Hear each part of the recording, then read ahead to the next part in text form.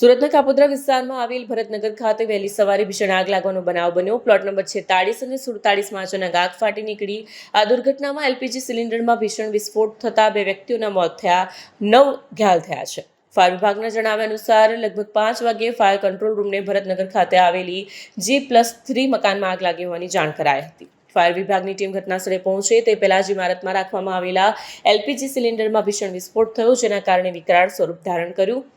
આ દરમિયાન ફસાયેલા લોકોને સલામત રીતે બહાર કાઢવામાં આવ્યા. બચાવ કામગીરી દરમિયાન કુલ 11 લોકોને બહાર કાઢવામાં આવ્યા.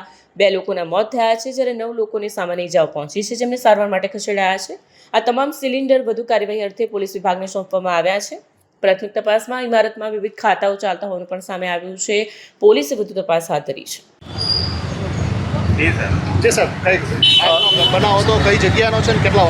સવારે 5:30નો બનાવ છે.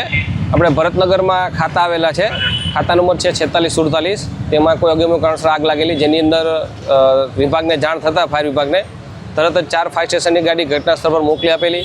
ત્યારબાદ સિલિન્ડર હતા જે બ્લાસ્ટ થતા હતા અંદર, અને 8 સિલિન્ડર અમે અત્યારે હાલ ઓલરેડી કાઢેલા છે, જેનો કબજો પોલીસને સોંપેલું છે.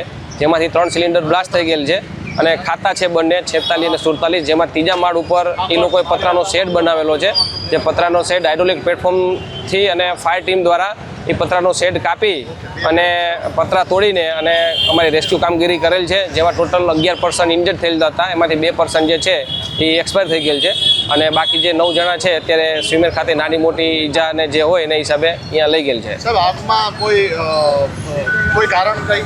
કારણ જાણવા મળેલ નથી, પણ આગ ઓલાવતા દરમિયાન અમારે એક ફાયર માર્શલ છે જેને નોર્મલ ઈજા થયેલ છે, હાથમાં લાગેલ છે, તો એને પણ અમે સ્વિમેર રવાના કરેલ છે.